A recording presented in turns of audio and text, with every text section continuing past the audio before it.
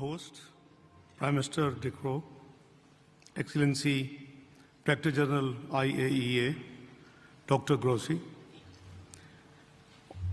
Excellencies Presidents, Prime Ministers, Deputy Prime Ministers, Ministers, and Honorable Delegates, ladies and gentlemen, very good afternoon. I thank the Government of Belgium and IAEA for organizing this first ever nuclear energy summit. The summit is taking place in times of rising energy demands and associated supply side challenges triggered by wars, contestations, and climate change concerns. Energy security stands high on global priorities for both developing and developed world. We need clean and cost-effective energy. With immense power density, negligible carbon footprints, and the greenhouse emissions, nuclear energy offers a viable solution for the future. We endorse nuclear energy as one of the low-emission technologies in the recent COP28. Ladies and gentlemen, it is gratifying that technology innovations continue to make nuclear energy safer and more cost-effective. We must continue our focus on safety, waste management, and proliferation. States must also continue to ensure focus on nuclear safety and security, waste management, and compliance with non-proliferation obligations.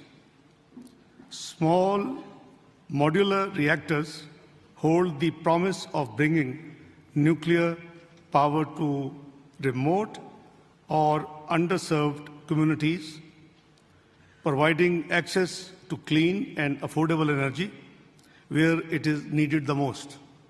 Ladies and gentlemen, Pakistan has 100 reactor years experience of safely operating nuclear power plants. We started construction of first nuclear power plant in Karachi 6 decades ago in 1960s. Presently, Pakistan has 6 operating nuclear power plants generating 3,530 megawatts of electricity. Nuclear energy constitutes around 8% of our installed electric generation capacity as of today.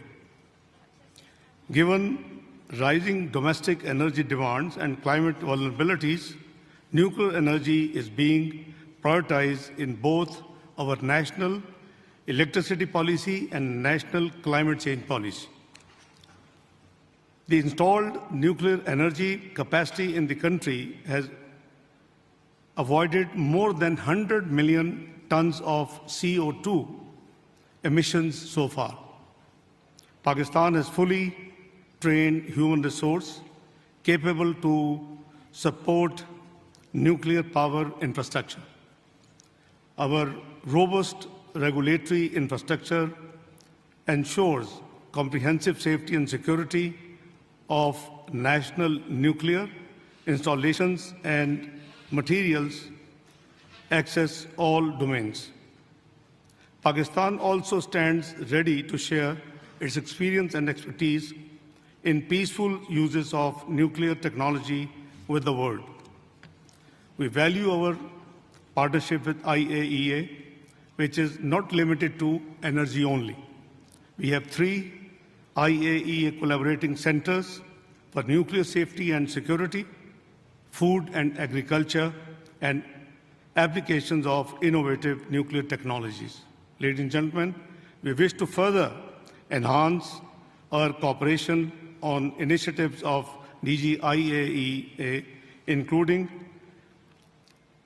Atoms for Net Zero, Atoms for Food, Rays of Hope, Zodic, Newtek Plastics, and Marie Curie Fellowships. For further development of nuclear energy, I would like to emphasize 3 points. 1.